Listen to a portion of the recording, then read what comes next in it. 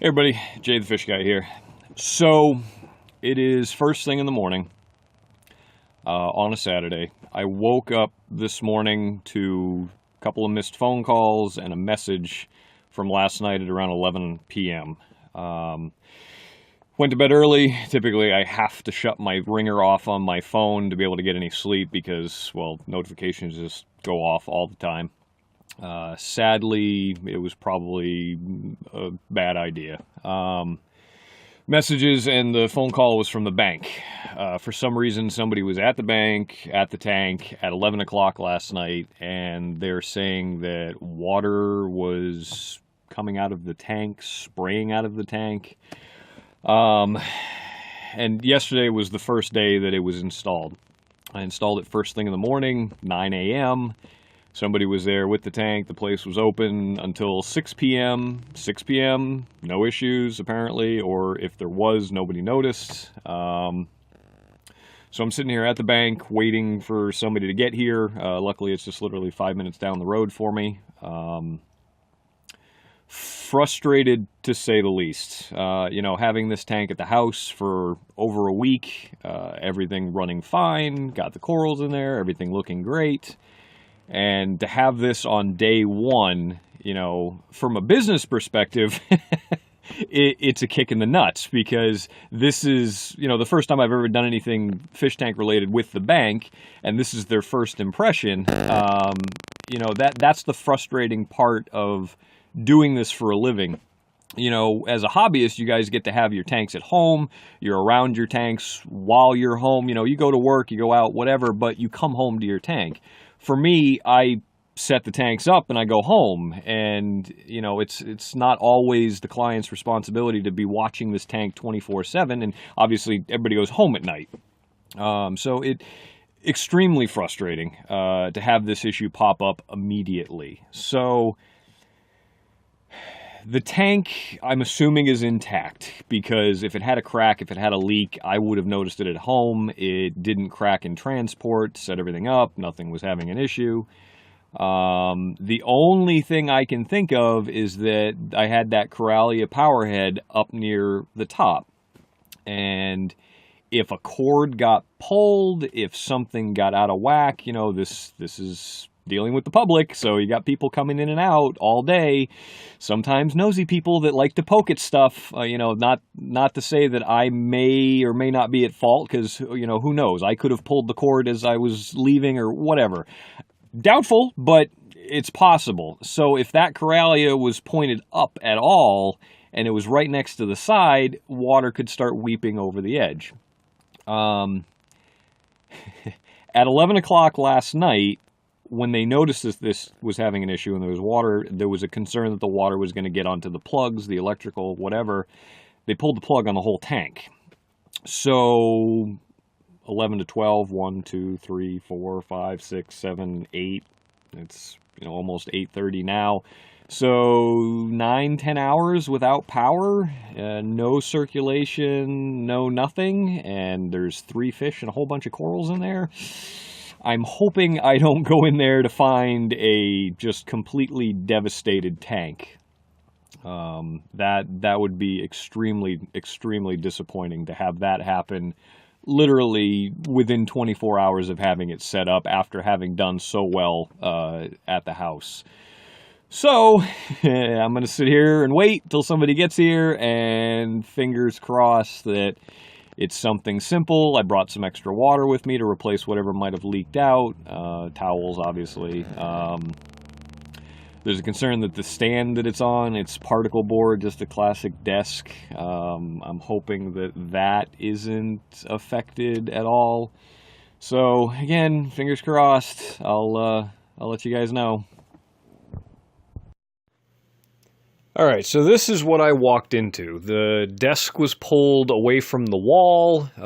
I ended up opening up the cover before taking this picture, but the tank was down probably about 3 inches, and a little bit of water still on the table. So after talking to the manager, the one that was called in last night at 11 o'clock, find out a little bit more of the story. I guess they have an after-hours cleaning service that comes in to clean the place, and they're the ones that contacted the manager. She came down, she tried getting a hold of me and just wasn't able to, unfortunately.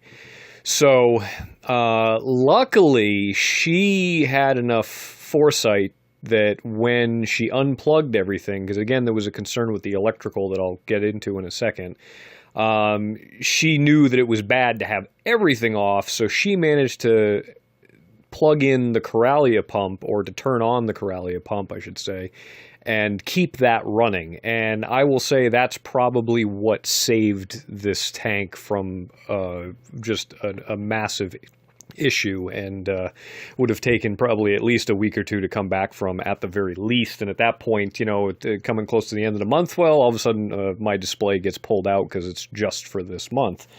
So what was the issue? This is the connection between the small, let's call it a quote-unquote return pump, and then the valve that controls the flow going through the spray bar. So this is all interior to the filtration wall. So this is all on the inside. You don't see it in the tank itself. So to the left, that's where the pump is. You have this tubing. You have that intermediary connector. It goes to that valve piece on the right. And you can see they're disconnected. That's what came loose. So what happened is it came loose, moved slightly to the side, and was literally just spraying straight up.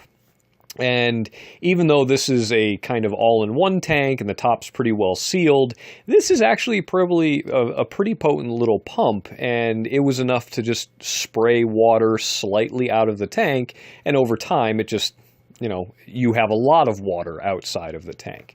Now, how did this happen? That's a really good question, and we may never know, but I have my suspicions. So I go through everything when I install a setup, and even though this was an older connector, so not quite as tight as it was when it was brand new, I still felt confident in the connection. Again, I had it at my house running for over a week. Everything was fine. So I mentioned this cleaning service that comes in, and the manager was telling me they're a bit on the overzealous side sometimes, to the tune of moving a lot of things that don't necessarily need to be moved to be cleaned under. So I'm theorizing that they may have even tried to move this desk that this tank was sitting on to clean under or around it. Because, again, this sat here all day from 9 a.m. to 6 p.m. I talked to the ladies that were here that evening. They said, no, we checked it. We were checking out the fish, saying goodnight to Nemo. And everything looked good. No water splashing. The water wasn't down in the tank. Everything seemed fine. So I'm theorizing that after that point in time, when the cleaning crew came in, if they were jarring this tank around, it very well may have been enough to cause this connection to come loose. So, again, we may never know, but that's my theory on the subject. All right, so I want to touch base on something else real quick. This is the power brick that I have for this tank, and you can see the charring around plug number 2 there.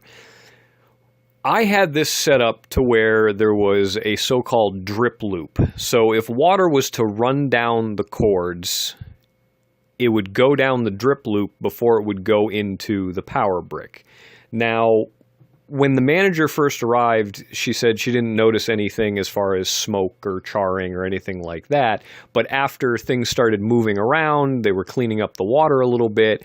I'm assuming water went down the cord because they were moving everything around, so the drip loop was no longer in place, and then it started going literally into this box. So this is a sealed junction box that has two plug outlets in it, and it's a sealed box.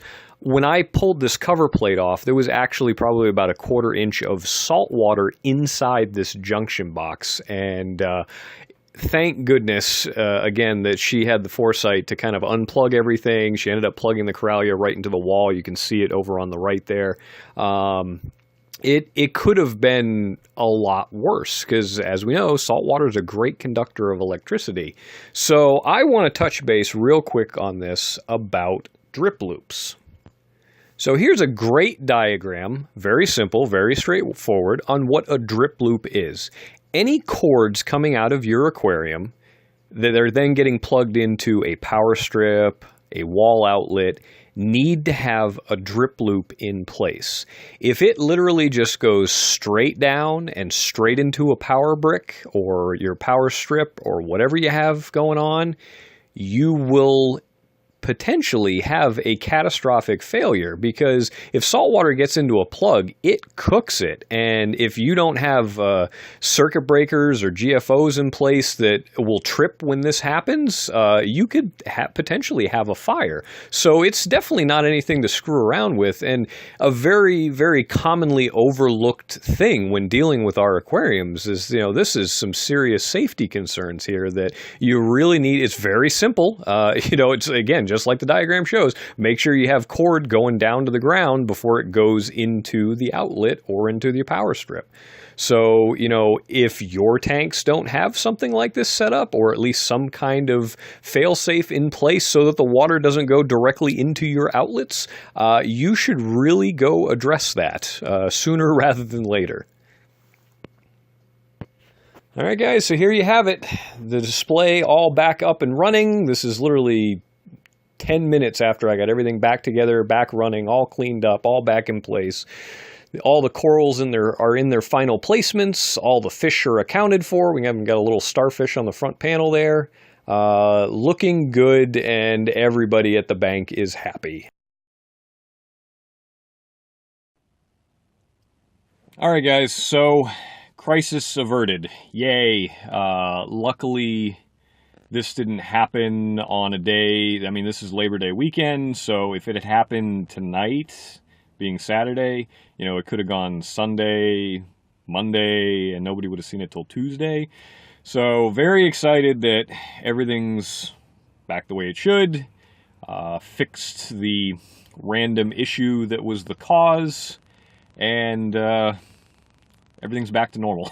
So to say that I'm relieved is definitely an understatement. I was pretty stressed out to hear what was going on, as anybody would, especially, your tanks at home, that you're there and, there's an issue. So I'm sure everybody's had that happen.